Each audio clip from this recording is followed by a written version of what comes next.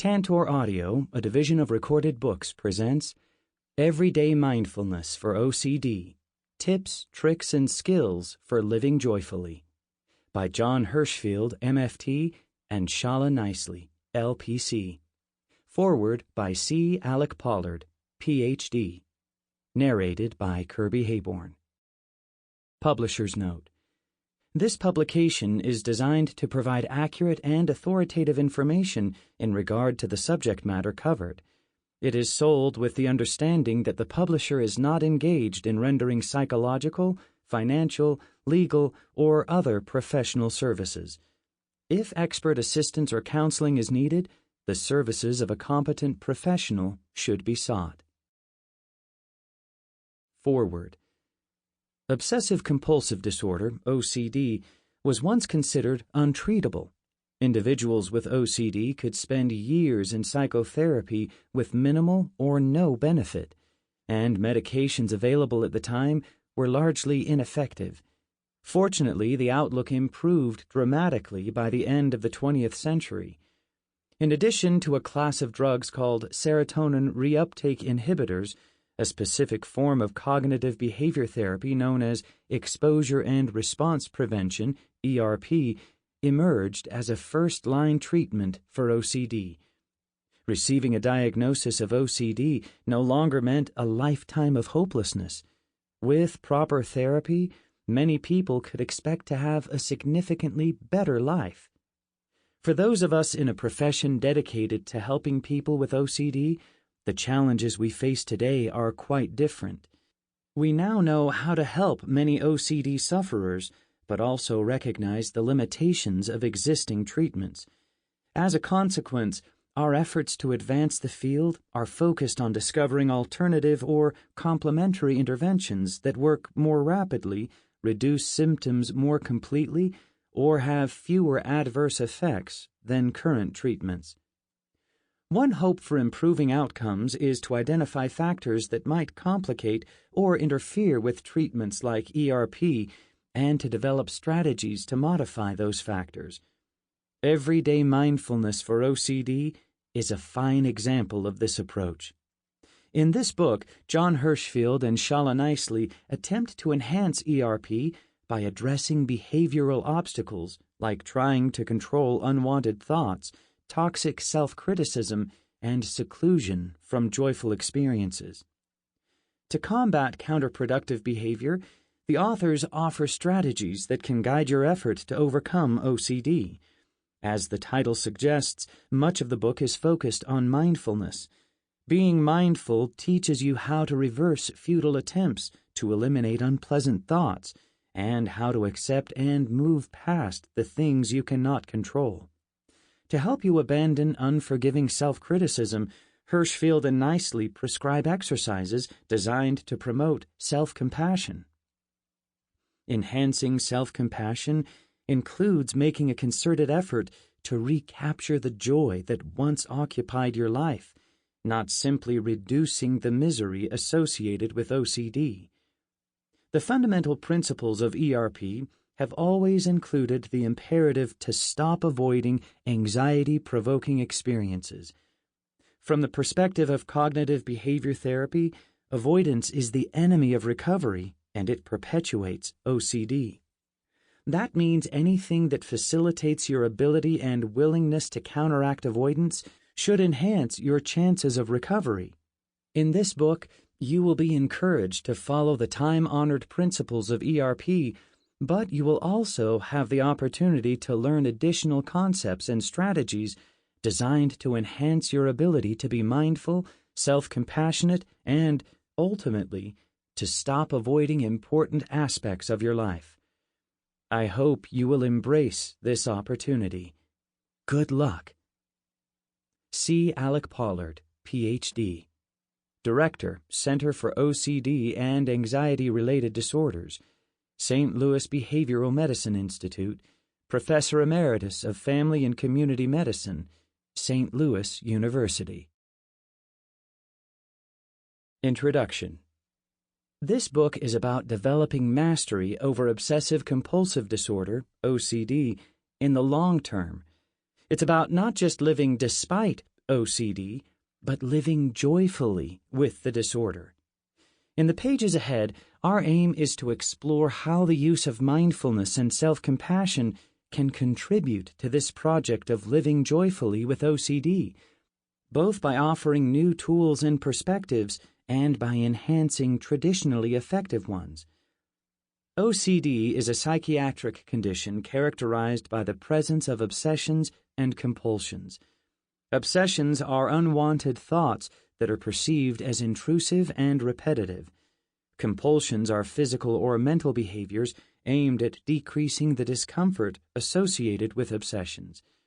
The presence of obsessions and compulsions becomes a clinical issue when there is a related impairment of functioning or quality of life.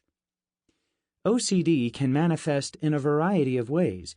It is not possible to list every kind of obsession and compulsion here, but more typical themes include contamination, excessive concern with germs, bodily fluids, chemicals, and the like; checking, excessive concern with being responsible for making sure things are as they are supposed to be. For example, doors are closed and locked, appliances are powered off, items are where they belong, and so on. Just right. Excessive concern with symmetry or exactness. Harm. Excessive fear of committing acts of violence toward oneself or others. Sexual themes. Excessive intrusive thoughts about sexual orientation or sexual appropriateness. Relationship. Excessive concern with whether a relationship is right. Hyperawareness/sensory motor. Excessive concern with awareness of involuntary processes, such as blinking or swallowing. As obsessions are unwanted, intrusive thoughts, you become uncomfortable when you become aware of them. It bothers you that the thought is there, in part because it just doesn't line up with what makes sense for you and your identity. You may also associate the thought, specifically the words or images that make up the content of the thought, with things that are upsetting or disgusting. Naturally, like the secret normie that you are, you don't like feeling bad. So you set out to get some certainty that your obsessive thought is harmless or inaccurate, or at least that it will go away. Once you have achieved this in your mind, you give yourself permission to move on, or to return to what you were doing before the obsession so rudely intruded. This behavior is a compulsion. The problem with compulsions is that they work, at least a little bit, some of the time. Compulsions usually provide some modicum of relief from the pain of your obsessions. This triggers a fascinating process called negative reinforcement. By removing pain, compulsions trigger the brain to calculate that the compulsion is tied to the obsession in a manner that should be repeated. This not only increases the urge to respond to obsessions with compulsions, but also increases your sensitivity to the obsession in the first place. When it makes itself known, it does so along with the message that it requires a compulsive response because it feels like a really big deal. It's like you're getting slapped in the face for no discernible reason. Then you stand on one foot and the slapping stops. So your brain thinks you should stand on one foot whenever you see a hand approaching your face. The more compulsions you do, the more you reinforce the cycle. The obsession grows stronger, the drive to do compulsions grows along with it, and around you go. To beat an obsession, you need to starve it out, which means you need to target and eliminate compulsions. Cognitive behavioral therapy, CBT, is a form of psychological treatment that emphasizes challenging, distorted ways of thinking about our experiences, cognitive, and making changes in behavior that enable you to face your fears, behavioral. A specific form of CBT called exposure and response prevention, ERP, works by having you gradually put yourself in the presence of the thoughts, feelings, or experiences that cause you discomfort, exposure, while resisting attempts to use physical or mental compulsions to neutralize or avoid the discomfort. Response prevention. Relatively recent research has shown that exposure therapy violates your brain's expectations about the meaning of the OCD trigger, and in doing so, helps your brain develop inhibitory learning. Over time, the inhibitory learning suppresses the previous fear-based learning about the OCD trigger. Further, the more you do ERP, the less anxiety you may experience in the face of the same triggers, a process called habituation. One form of CBT, known as acceptance and commitment therapy, ACT, emphasizes openness to thoughts and feelings and a focus on the pursuit of clear values. Different people may respond differently to traditional CBT and ERP approaches, ACT approaches, or some combination. Traditional talk therapies, or therapies that focus primarily on relaxation, are less likely to be effective for OCD. Mindfulness is the ability to observe your experiences without judgment. Self-compassion is the ability to relate to yourself with the desire to reduce your own suffering. Together, they form a skill set that can aid you in making healthy decisions about your OCD and maintaining a stable attitude about the disorder every day, even as it waxes and wanes throughout your lifetime. About the authors. Jon Hershfield. One of my earliest memories is an OCD memory. I was about 5 years old, and it began with me telling my mother about a dream I had had the night before. I began to wonder why I was doing this, and whether or not there was something wrong about having the dream or wrong about sharing it. I shrugged it off. Later that day, playing with my friend, I remember sitting on the floor under a table, a bowl of carrots between us, pretending to be rabbits. I felt a tug in my throat, like my stomach was trying to eat my Adam's apple. Something was wrong. I had done something wrong. I was wrong somehow. I started to cry. I started to scream. My friend became upset. His mom became upset. Everyone was very upset. My friend's mom asked, "What's wrong? What is it?" I forced the words through tears. "I don't know." I considered this my first experience with OCD. Striving to overcome my lifelong OCD challenges has been a series of ups and downs, with a variety of big wins and dark times throughout the years. It is a story that consistently gets better, but it remains an ongoing journey. Everyday mindfulness for OCD is written as much for me as it is for you, the reader. It is a reminder that developing mastery over many years is a privilege. It is an exploration of tools, techniques, interventions, and mostly attitudes that make long-term management of this disorder a worthwhile endeavor, and I hope it serves as a helpful companion on your path. Shala Nicely. I've had OCD all my life, but I went for years not knowing that the horrific thoughts that plagued me and the strange little rituals in which I participated had a name. Even after I was diagnosed, I spent many more years in and out of therapy before stumbling upon the evidence-based treatment for OCD, exposure and response prevention therapy, ERP, during the 2010 International OCD Foundation Conference. Since learning about this life-changing treatment, I have done two things. I went back to school to get a master's degree in counseling so I could help others with OCD get the right treatment faster than I did, and I have made ERP an integral part of my life. I know from personal experience how dreadfully hard ERP can be, so I've spent the last several years trying to figure out ways to make it more palatable for my therapy clients and for myself. What I've found is that learning to not just do ERP, but to have fun with it doesn't just make your life good, it can make it great, even with OCD quietly tagging along in the background. I think it's safe to say that in the years since that fateful conference, I've had enough experience with life with OCD and with ERP to say with conviction that even if the cards we are dealt have OCD written all over them, we can still hold a winning hand. About this book.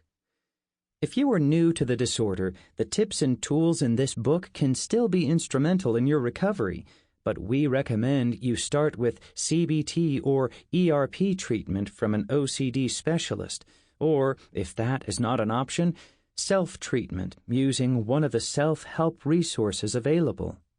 See iocdf.org/books for a comprehensive list. After that, you may find this book to be most useful as a collateral resource. Medication may also play an important role in your recovery. Though not every person with OCD takes medication, many find it an important factor in treatment when it helps to reduce the intensity of intrusive thoughts and increases the ability to resist compulsions. To assess whether medication could play a role in your treatment, we recommend a comprehensive evaluation from a psychiatrist.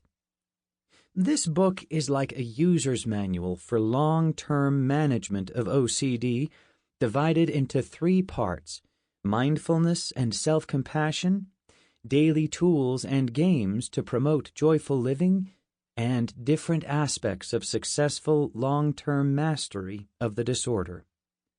Part 1 will discuss 2 foundational elements for promoting mastery of your OCD: mindfulness and self-compassion.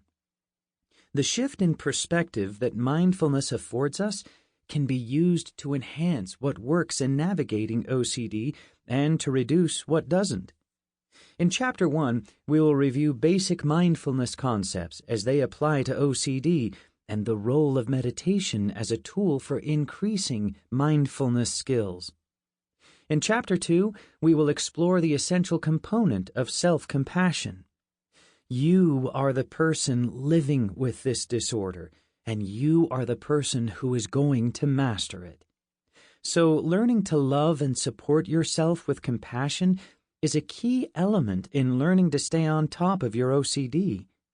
These 2 concepts, mindfulness and self-compassion, will be woven into each of the following parts of the book. We therefore recommend that you complete reading Part 1 before getting into the tips and tools in Part 2. Part 2 is composed of tools, tips, and games that you can incorporate into your daily experience of OCD.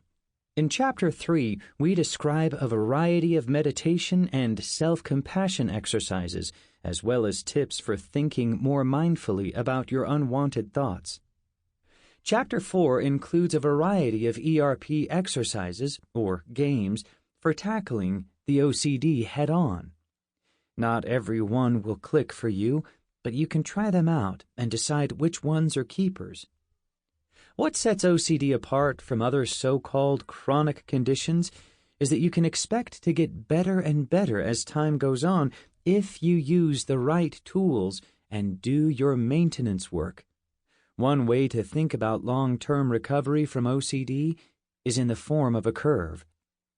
Once you start to make headway in treatment, improvement can be pretty dramatic. Your symptoms may persist for some time, but once you get some momentum going, your symptoms may diminish rather quickly. Think weeks or months rather than years. But as you get better and better, this progress slows and never really gets down to zero. You indefinitely approach mastery over OCD, but you never arrive at the complete and total absence of the disorder. Part 3, therefore, focuses on issues related to this indefinite approach, such as taking ownership of your OCD, addressing lapses and relapses of your symptoms, and understanding OCD in the context of the larger system in which you live. Living with OCD as a long-term project means persisting in developing your mastery over it. If mastering OCD is a new effort for you, we hope this book takes some of the mystique out of what lies ahead. If you're an old pro, we hope this book offers you some new tools for your toolbox and maybe even adds a kick to your step. Part 1. Mindfulness and Self-Compassion for OCD. In this first part of the book, we will explore two key concepts: mindfulness and self-compassion. Understanding some of the basic concepts associated with mindfulness, such as the ability to observe thoughts without judgment, can be a useful tool in navigating OCD issues without falling for compulsive traps. By learning to be compassionate toward yourself along the way, you can gain important insights and motivation. Together, they may make the difference between just getting by and boldly getting well. Chapter 1. Mindfulness. In this chapter, we'll discuss mindfulness in the context of having OCD. Don't be ashamed of thinking at this point that mindfulness is that thing that people with OCD can't do, or associating mindfulness with trying really hard to ignore your thoughts and pretend they don't bother you. In the pages ahead, we will explore what mindfulness is and ways you might conceptualize it that reveal it as tailor-made for the obsessive mind. By learning to be a better observer of your mind, you may also become a better master of your OCD. Why mindfulness for OCD? When you have OCD, it's easy to get caught up in the minute details of your thoughts. OCD sufferers are people who see, without even trying, the fine print of the human experience. It's not just a curse, though it can be very painful. This fine attention to detail is an asset as well.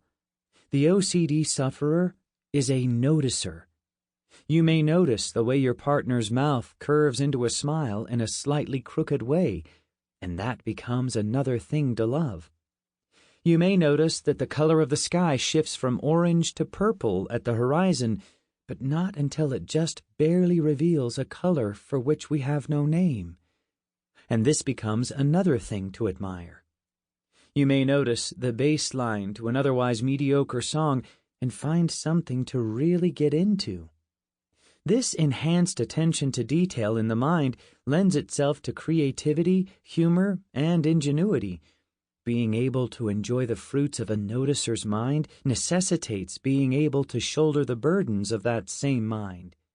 Noticing that your shoelace may have dragged along the sidewalk by a puddle filled with unknown liquid, that your door may not have made the signature clicking sound it usually does when you lock it, or that nothing but free will stands between you, the kitchen knife, and a violent encounter with someone you love, this kind of noticing is something you need to make space for as well. It comes with the equipment. If you want to let yourself be carried off by the positive things you notice and return safely from that experience, you have to be able to observe when you've been carried off by negative experiences and return safely from those as well. Indeed, this is really the main problem with OCD. You get pulled away from the present moment by obsessions, and by the time you realize that this has happened, you are so deep into it that it requires great effort to disengage. These efforts to disengage from unwanted thoughts, feelings, and sensations come in the form of judgment, analysis, rationalizations, and neutralizations, in other words, compulsions. But what if there were another way? What if you could, 1, increase the speed with which you realize that you've been distracted by your thoughts, and 2, return from that distraction without preconditions, that is, without rituals? That skill is called mindfulness. What is mindfulness? Mindfulness, simply defined, is non-judgmental awareness of the present moment. To experience the world mindfully is to observe it, both the external and internal, without evaluation, in the here and now, with no expectation or mandate to change it. In other words, it is using your noticing abilities to your advantage by stepping back and watching thoughts, feelings, and sensations as they arise. Mindfulness isn't an intervention. You may hear people say things like, "I was really scared, but then I used mindfulness."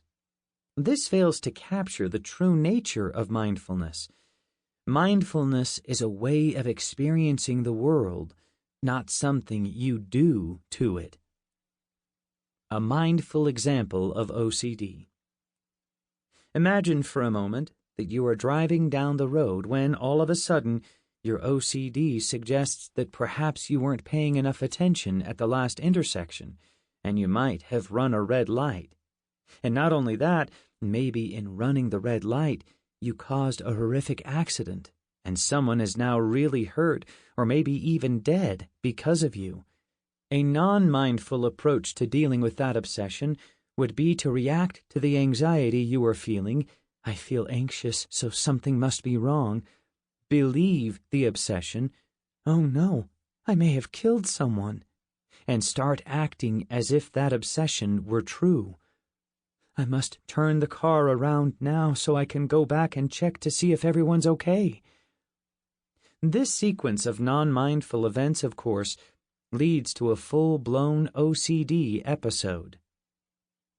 A mindful approach to dealing with this obsession is quite different. Viewing the experience mindfully, you would start by simply noticing that this obsession just popped up in your mind. You see it as just a thought that has arisen. "Hey, look at that. There's my mind again, coming up with one of those thoughts." You become aware that you are feeling anxious, recognizing the telltale body sensations that can accompany your OCD. "I'm feeling my heart race and my hands are getting sweaty." If you are used to having this come up in your OCD, you might also note that this experience is typical of your OCD. "Looks like I'm having one of those OCD triggers."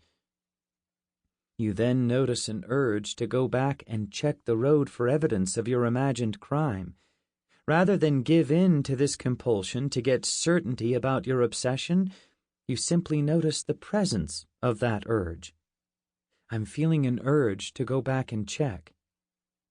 You then make the decision to allow yourself to be in the presence of that urge instead of dwelling on whether or not to do compulsions, and then bring your attention back to the present moment. You continue driving down the road toward your destination in the presence of your internal experience, your thoughts and feelings, while also being aware of what's going on in the external world, cars passing you, vehicles entering and leaving the road around you, and so on. Stepping back. Mindfulness keeps us from fusing with our thoughts and feelings, even those created by obsessive-compulsive disorder. Being mindful does not mean pushing thoughts away or clearing our minds of obsessions or the urges to do compulsions. Rather, it allows us to step back and see them for what they are. And this distance makes it easier for us to stop confusing the perceived intensity of the content of the thoughts with their importance. Joseph Goldstein, one of the people who originally brought the mindfulness tradition to the United States from the East, shared that sometimes he will play a game where he pretends that all the thoughts he's having are coming from the person next to him. Take a moment to consider that frame of reference. If you could see the thoughts of the person sitting next to you as they occurred, scrolling by as if on a news stream on the bottom of a TV screen, you would just watch them, mostly without much emotion. You might find some of them interesting, boring, shocking, or entertaining, but overall, they wouldn't pack the same emotional punch as those same thoughts coming from your own head. In fact, you might have a hard time staying focused on these thoughts coming from another person's mind because to you, they just don't have any meaning. That's why learning mindfulness in the context of OCD is so powerful. It helps you recognize that no thought is inherently more meaningful than any other thought, regardless of its content. Frame Sample complete. Ready to continue?